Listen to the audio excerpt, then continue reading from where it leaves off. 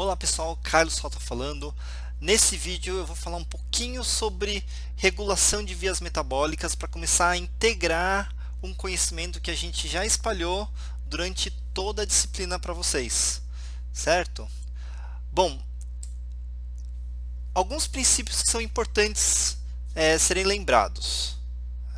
Primeiro, que a nossa glicemia ela é extremamente regulada por uma razão. A gente tem alguns órgãos, por exemplo, o cérebro e as hemácias, que elas precisam de glicose como fonte de energia. O cérebro ele pode eventualmente mudar essa fonte de energia, mas geralmente sob muito estresse. E as hemácias elas não possuem mitocôndrias, então elas basicamente sobrevivem da glicólise, tá bom? Então essa é uma razão do porquê que a glicemia sempre é mantida sob controle. E obviamente o excesso de glicose também pode trazer problemas. As vias metabólicas têm um passo de comprometimento. Então, por exemplo, quando a glicose é absorvida pela célula, ela pode ser retornada ao citoplasma. Mas a partir do momento que ela é fosforilada, ela fica comprometida dentro da célula. A partir do momento que a frutose 6-fosfato ela é fosforilada para a frutose 1,6-fosfato, ela começa a ficar comprometida a ser degradada ou a ser utilizada por outras vias, por exemplo, como a via das pentoses. Quando você chega no acetil-CoA, dependendo da célula, você está comprometido à degradação dos dois carbonos ligados à coenzima A. Tá? Então, as vias metabólicas têm um passo de comprometimento e geralmente a regulação desse passo é muito importante. Tá bom? Outra coisa, os metabólitos geralmente não podem acumular. Quando os metabólitos começam a acumular, isso pode trazer uma série de problemas para as células e várias doenças metabólicas que existem são causadas por acúmulos de metabólicos e os problemas são extremamente diversos e muitas vezes inesperados. Outra coisa, reações unidirecionais são bons pontos de regulação porque você regula uma parte da via e não as duas direções da via, né? Então, por exemplo, se você vai controlar vias de síntese e degradação, você tem que ter partes que são independentes, porque assim você consegue controlar a síntese e a degradação de modo independente. E uma coisa que vocês deviam começar a se perguntar é como que a célula controla o fluxo metabólico, né? Então, como que a célula sabe que a glicose deve ser utilizada para fazer piruvato, ou para fazer ribose 5-fosfato, ou para fazer glicogênio, ou para ser exportada para fora da célula, né? Como que as células sabem o que fazer? E essa é uma questão muito importante. E eu espero que até o final desse módulo vocês comecem a ter uma ideia de como que isso acontece e como que é um processo extremamente bonito, tá? Eu vou falar nesse vídeo sobre 3 pontos chaves, que é a glicose, o piruvato e o acetil-CoA. Que se você entende basicamente o que acontece nesses pontos, você vai conseguir entender como que um metabolismo energético, pelo menos o metabolismo energético abordado nesse curso, ele é controlado. Então vamos ver a glicose. O que vocês viram que a glicose, quais são os destinos que vocês viram que a glicose pode ter? O destino mais comum ou mais lembrado é a glicose ser degradada até piruvato, certo? Na verdade, ela é só quebrada em 2 piruvatos pelo processo que vocês conheceram, que é a glicólise. Ela pode ser transportada para fora da célula, que é o que acontece no fígado, quando a glicemia começa a baixar. E ela pode entrar na via das pentoses para produzir NADPH ou bases nitrogenadas, ou no fígado e nos músculos ela pode ser armazenada na forma de glicogênio, certo? E como que a célula decide? Como que a célula sabe qual desses quatro destinos, e na verdade são quatro destinos que eu estou destacando e podem haver outros, como que isso acontece? Bom, a glicose ela vai na direção da glicólise se, por exemplo, houver insulina na corrente sanguínea. Se houver glucagon, a glicólise provavelmente vai estar inativa. Tá? A glicólise também é controlada por alostericamente, né? A frutose 2,6-bisfosfato, que na verdade é uma continuação da sinalização da insulina e do glucagon, mas ela é um exemplo de de um regulador alostérico. O citrato, ele inibe, então o acúmulo de citrato no citossol, ele inibe a glicólise. E, por exemplo, se você tem muito ATP, a glicólise também é parada. Se você tem muito ADP, a glicólise ela tende a estar ativada. Então, o equilíbrio desses reguladores determina se a glicose ela vai virar piruvato ou não, ela vai descer pela glicólise ou não. Isso são só alguns dos controles alostéricos, a gente tem vários outros. O que decide se a glicólise vai entrar na via das pintoses via oxidativa, né? Isso é basicamente regulado pela primeira enzima da via oxidativa, que é a glicose 6-fosfato desidrogenase, e essa via é controlada pelo consumo de NADPH. Então, geralmente a gente tem níveis altos de NADPH no citoplasma, e em uma condição onde o NADPH é consumido, por exemplo, na síntese de ácidos graxos, a glicose 6-fosfato desidrogenase ficar ativa e ela desvia uma parte da glicose, por exemplo, da glicólise, para a síntese de NADPH.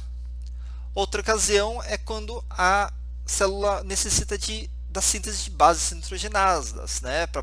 Então, um dos resultados da via das pintoses é a produção de ribose 5-fosfato. Por fim, a gente tem no fígado e nos músculos a síntese de glicogênio a partir de glicose. E elas são, na verdade, reguladas de formas diferentes no músculo e no fígado, como vocês devem ter visto na aula do Ronaldo. Tá bom? Vamos para outro metabólito, o piruvato. O piruvato ele tem também vários destinos.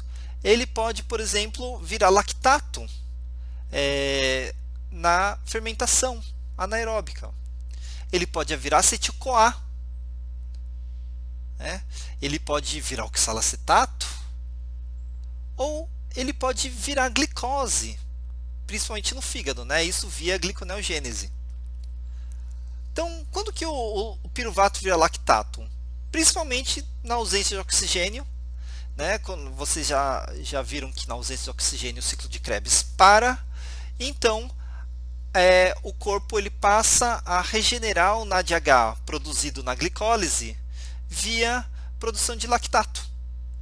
Isso é um processo de fermentação anaeróbica. Acontece bastante nos músculos em intensa atividade física. O piruvato ele é transformado em acetil-CoA pela piruvato desidrogenase, quando o piruvato é importado para dentro da mitocôndria. A piruvato desidrogenase ela é ativada por insulina. Então a insulina ela ajuda o piruvato a entrar a virar acetil-CoA, que é o próximo ponto de controle.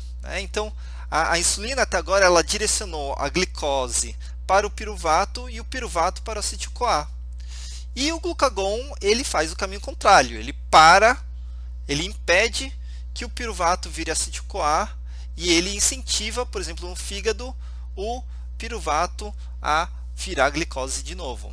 A gente tem acetil-CoA inibindo a produção de mais acetil-CoA, então é uma forma de evitar que o acetil-CoA ele seja acumulado, e o NADH, que é um sinal né? Esse daqui é um caso, a gente está dentro da mitocôndria, então ele é um sinal de que você tem muita energia, que a fosforilação oxidativa não consegue regenerar a coenzima oxidada de forma rápida o suficiente, e isso meio que é um sinal para parar com essa história, né?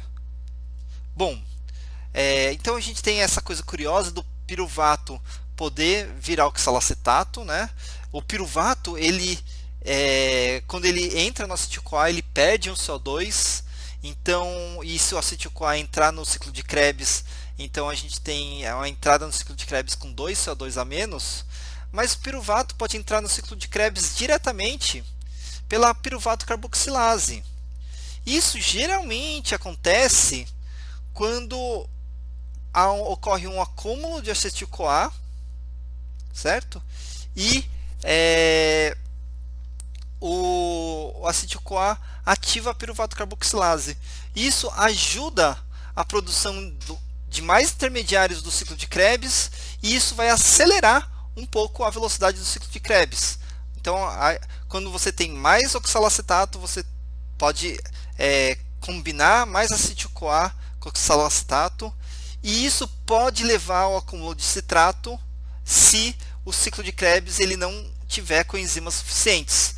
O citrato acumulando, o que ele vai fazer? Ele vai ser exportado para fora da célula, e isso vai promover a ativação da síntese de ácidos graxos. O piruvato ele pode virar glicose pela gliconeogênese. Isso daqui eu dei uma roubadinha, né? Porque na verdade o piruvato ele vira oxalacetato para depois entrar na gliconeogênese. Não se esqueçam disso. E a gliconeogênese ela é regulada pela insulina e pelo glucagon, sendo que a insulina inibe a gliconeogênese e o glucagon ativa. Isso no fígado, se lembrando. Indo para o próximo ponto de regulação, que é o acetil-CoA. O acetil-CoA ele tem 3 destinos. Ele pode entrar no ciclo de Krebs para ter o acetil do acetil-CoA completamente oxidado em CO2 e água. Ele pode combinar com oxalacetato e produzir citrato que vai ser destinado para a produção de ácidos graxos no fígado, ou em alguns casos ele pode ser transformado em corpos cetônicos, que vocês já tiveram isso na aula de metabolismo de lipídio. E o que determina o destino do acetil-CoA? Bom, quando há coenzimas oxidadas, oxalacetato e ADP disponíveis, a tendência é o acetil-CoA entrar no ciclo de Krebs e ter o acetato completamente degradado, produzindo ATP, certo? Então essa é a tendência natural quando há oxalacetato, há NAD+, e há ADP disponíveis. Em alguns casos, quando há oxalacetato disponível, ou seja, o acetil-CoA pode ser complexado com oxalacetato para fazer citrato, mas não tem NAD+, e ADP disponíveis, ou seja, a célula, a mitocôndria, ela está cheia de energia, mas mesmo assim ela consegue produzir citrato. O citrato é exportado para fora da mitocôndria, e isso ativa no fígado a síntese de ácidos graxos. Em outras células, o citrato é exportado para o citossol, e ele vai inibir a glicólise. Então ele vai falar assim, eu sei que você está gostando de absorver um monte de glicose e gostando de quebrar essa glicose para fazer ATP, mas a gente está com bastante energia, então dá uma segurada aí, né? Então é um freio que tem nessa via. E também no fígado, quando você tem acetil-CoA acumulando, porque, por exemplo, você tem a degradação de ácidos graxos no fígado, mas você não tem intermediários do ciclo de Krebs em quantidades suficientes, porque, por exemplo, você utilizou quase todo o seu oxalacetato para produzir glicose via gliconeogênese, o acetil-CoA acumula e ocorre a produção de corpos cetônicos.